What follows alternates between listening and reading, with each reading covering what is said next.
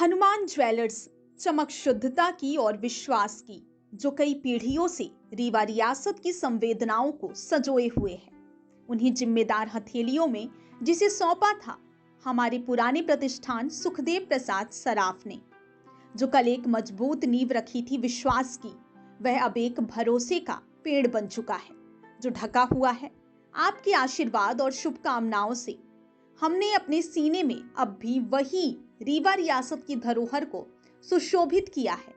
Sukhdev Saraf Hanuman jewellers अब सिर्फ एक नाम नहीं है, पहचान बन चुका है, जिसमें सबसे बड़ा योगदान है हमारे प्रिय ग्राहकों का, जिन्होंने कई सालों से अपना अटूट विश्वास बनाए रखा। तो हम भी डटे हुए हैं इस भरोसे और विश्वास को कायम रखने के लिए। रीवा रियासत की पहचान सफेद शेर, तानसेन, सुपारी के खिलौने और हनुमान ज्वेलर्स के गहने। विंध्या टाइम्स के परिवार की ओर से आप सभी को धनतेरस की हार्दिक शुभकामनाएं। मध्य प्रदेश में लाडली बहना योजना की 29वीं किस्त जारी हो गई है। 12 अक्टूबर को मुख्यमंत्री डॉक्टर मोहन यादव ने श्योपुर की 1.26 करोड़ महिलाओं के अकाउंट में 1541 करोड़ रुपए ट्रांसफर किए हैं। हालांकि महिलाओं को अभी तक सिर्फ 1250 रुपए ही मिले हैं। योजना से जुड़ी महिलाओं के लिए एक खुशखबरी है, जल्द ही उनके खाते में 250 रुपए की अतिरिक्त राशि भेजी जाएगी। मध्य प्रदेश की लाडली बहना योजना से जुड़ी महिलाओं के लिए एक बड़ी अपडेट सामने आई है। हाल ही में इस स्कीम की 29वीं किस्त दी गई थी, लेकिन महिलाओं के अकाउंट में सिर्फ 1250 रुपए ही ट्रांसफर किए गए थे, जिससे वे यह जानने के लिए बेताब थी कि उन्हें एक्स्ट्रा 250 रुपए कब मिलेंगे। चलिए जानते हैं। दरअसल लाडली बहना योजना ने पिछले 2 वर्षों में मध्य प्रदेश में महिलाओं की आर्थिक स्थिति को मजबूत करने में अहम भूमिका निभाई है।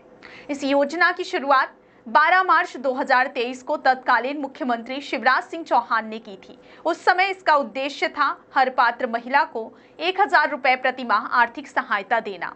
आपको बता दें कि सरकार ने धीरे धीरे इस योजना के दायरे को भी बढ़ाया है। अब सिर्फ आर्थिक सहायता ही नहीं, बल्कि लाडली बहना संबल, स्वाभिमान और शिक्षा मिशन जैसे नए कार्यक्रम भी इससे जुड़े हैं।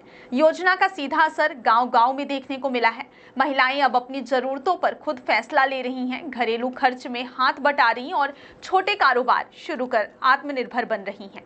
सरकारी आंकड़ों के मुताबिक अब तक मध्य प्रदेश सरकार इस योजना के तहत 45,000 करोड़ रुपए से अधिक की राशि वितरित कर चुकी है और मुख्यमंत्री मोहन यादव ने यह भी घोषणा की है कि 2028 तक इस योजना की राशि बढ़ाकर 3000 रुपए प्रतिमाह कर दी जाएगी।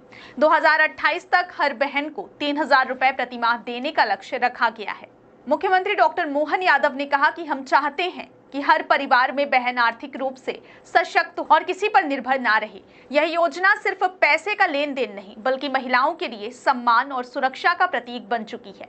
लाडली बहना योजना से महिलाओं का बैंक खाता सक्रिय हुआ, डिजिटल पेमेंट की समझ बढ़ी और वित्तीय साक्षरता में भी सुधार आया है।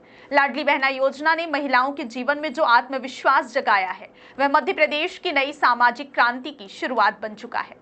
सरकार का दावा है कि महिला सशक्तिकरण के साथ साथ बुनियादी ढांचे के विकास पर भी समान फोकस है। लाडली बहना योजना के अंतर्गत महिलाएं अब अन्य सरकारी योजनाओं से भी स्वतः जुड़ रही हैं, जैसे प्रधानमंत्री उज्ज्वला योजना, आवास योजना, स्वयं सहायता समूह और लाडली लक्ष्मी योजना। इन सभी योजनाओं की एकीकृत कर महिला सशक्तिकरण नेटवर्क तैयार किया जा रहा है।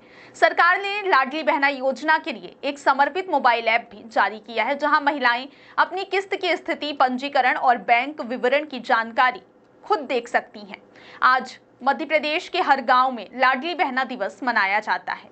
यह सिर्फ एक सरकारी आयोजन नहीं, बल्कि महिलाओं के आत्मसम्मान का उत्सव बन चुका है। कभी चूल्हे चौक तक सीमित समझी जाने वाली महिलाएं आज लाडली बहना योजना के जरिए अपने भविष्य की योजनाएं बना रही हैं। यह योजना अब केवल आर्थिक नहीं, बल्कि सामाजिक परिवर्तन की मिसाल बन चुकी है। लाडली बहना योजना ने यह साबित कर दिया है कि जब सरकार संकल्प ले, समाज साथ दे और महिलाएं आगे बढ़ें, तो विकास का सपना साकार होता है। दिवाली के सीजन में लाडली बहनों के चेहरे पर जो मुस्कान है, वही मध्य प्रदेश की असली रोशनी है।